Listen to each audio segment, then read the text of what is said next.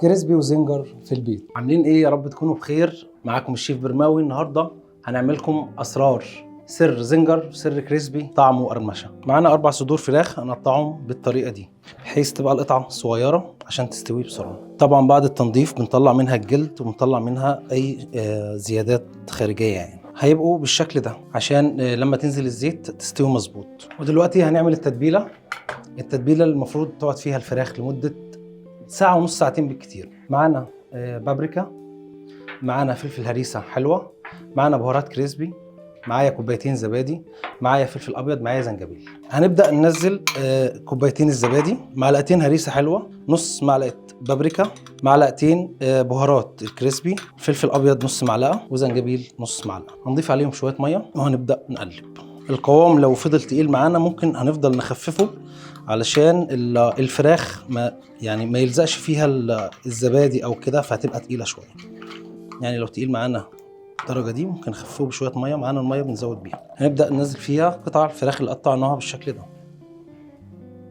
وبعد ما حطينا الفراخ في التتبيله هنسيبها في الثلاجه لمده ساعتين. ودلوقتي هنعمل الرز البسمتي. فلفل الوان احمر اصفر على حسب الرغبه، بتقطع بالطريقه دي.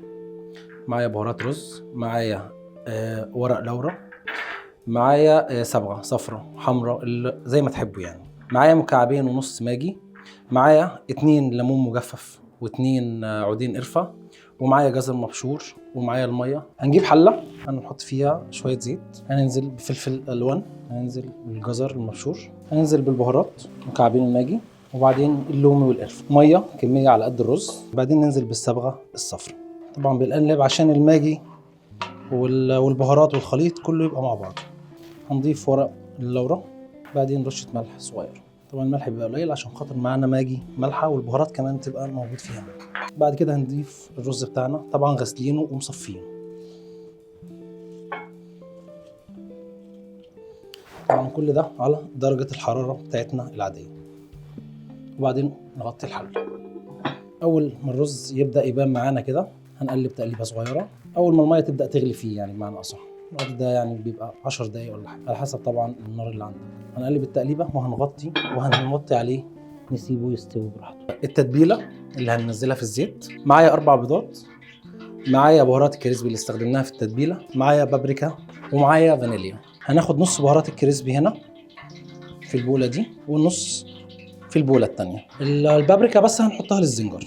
طبعا هنقلب الخليط ده كده بحيث الزنجر يطلع سبايسي، وبيكون لونه يعني محمر شويه من البابريكا. وطبعا الكريسبي مش محتاج يكون فيه سبايسي. نحط ال4 بيضات، نحط عليهم الفانيليا. بعد ال4 بيضات والفانيليا نحط عليهم شويه ميه، بعدين نضربهم بشوكه. طبعا الفانيليا ضروري علشان زفاره البيض. الفراخ معانا بعد ما طلعت من الثلاجه قعدت ساعتين في التتبيله، منظرها بيكون جاهزه معانا على تتبيله الدقيق بتاعتها. هنبدا اول حاجه هناخدها على الدقيق. ركزوا معايا قوي في الحركه دي، ان احنا هنخلي الدقيق يدخل في قلب الفراخ، حاجه بصباعك كده، وحركه كمان حركه خفيفه يعني عشان خاطر الفرخه ما تقطعش.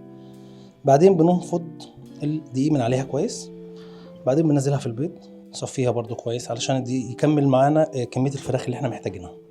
بعدين هننزل عليها الدقيق وبحركه بسيطه جدا علشان نطلعها مقرمشه. حركه بسيطه تاخد فيها وقتك علشان خاطر القرمشه تكون مظبوطه. الفراخ دي بتكون مقرمشه قبل ما تنزل في الزيت. الزيت اللي المفروض هيغطي قطعه الفراخ نفسها. الفراخ اول ما بتنزل في الزيت بتكون قرمشه معانا القرمشه دي. بعد ما خلصنا الكريسبي هنبدا دلوقتي بالزنجر. هو الزنجر بيبقى زي الكريسبي بالظبط، بس الزنجر بيكون سبايسي كمان. طبعا تتبيلته بتكون زياده بابريكا او شطه سبايسي زياده لو حبيته، على حسب يعني بتاكل ايه. نفس الكلام هنبدا ننزل في الدقيق، بس يكون الدقيق السبايسي. تحاول تتحكم بايدك في القطع كده، يعني بحيث الحرفشه اللي تطلع معاك تطلع مقرمشه وكويسه. بننفض الدقيق كويس. نفس الكلام هننزل في البيض، هنصفيهم كويس وننزل بيهم في الدقيق تاني مره. الكنترول وانت ماسك الفراخ بايدك لازم عشان تكون محرفشه. حسيت ان حته الفراخ مثلا ناشفه شويه في ايدك، ممكن تضغط كام ضغطه هنا بحيث ان التتبيله توصل لكل قطعه الفراخ. هننفض كده تطلع نفس الحرفشه اللي موجوده. بعدين ننزل فيها بالزيت السخن. الزنجر معايا هيطلع اغمق شويه من الكريسبي. ودلوقتي هنعمل صوص اسمه صوص ميكس هيودي الطعم في حته تانية. 4 معالق كبار مايونيز، معلقتين كاتشب، ومعلقه مستردة، وشويه فلفل ابيض معلقه تقريبا. هننزل بالكاتشب على المايونيز، بعدين المستردة. نحاول نخلي بالنا من المستردة علشان بتغير الطعم بسهوله يعني، فما نكترش قوي. وبعدين فلفل ابيض. هناخد الخليط كله وهنقلبه. اللون هيبدا يتغير معانا، ممكن يكون اوف وايت، حابب تزود شويه يعني لو كان ابيض زياده عن اللزوم تكون مثلا كترت مايونيز. بنحط مثلا سنه كاتشب، يعني ممكن انا دلوقتي طالع معايا اللون ممكن يكون فاتح شويه. ده صوص موجود في المطاعم اسمه ميكس او كوكتيل على حسب يعني اللي بينزل في المنيو. ودلوقتي هنعمل صوص الشيدر. الشيدر طبعا بيجي لنا خام، مش بيبقى احسن حاجه لما بنقدمه بالطريقه دي، فاحنا بنحتاج نخففه، بنديله بعض التيستات. 5 معالق شيدر كبيره، معلقه واحده كاتشب، معلقه واحده سكر، نص كوبايه لبن. هننزل الشيدر الخام في الخلاط، طبعا بيكون تقيل جدا يعني هو بيجي بالكيس زي ما هو. بعدين ننزل عليه باللبن، بعدين معلقه السكر. بعد ما ضربنا خليط الشيدر بينزل معانا بالقوام ده، اخف من الطبيعي اللي احنا عملناه. طبعا الكاتشب والسكر بيديله تستات جميله جدا. طبعا حطينا الرز وحطينا الزنجر. الكريسبي بيكون افتح، الزنجر بيكون اغمق شويه. حطينا فوق الرز، حطيناه فوق الرز. حطينا صوص الميكس زي ما حضراتكم شايفين، وحطينا صوص الشيدر. بعدين هننزل بالفرايز.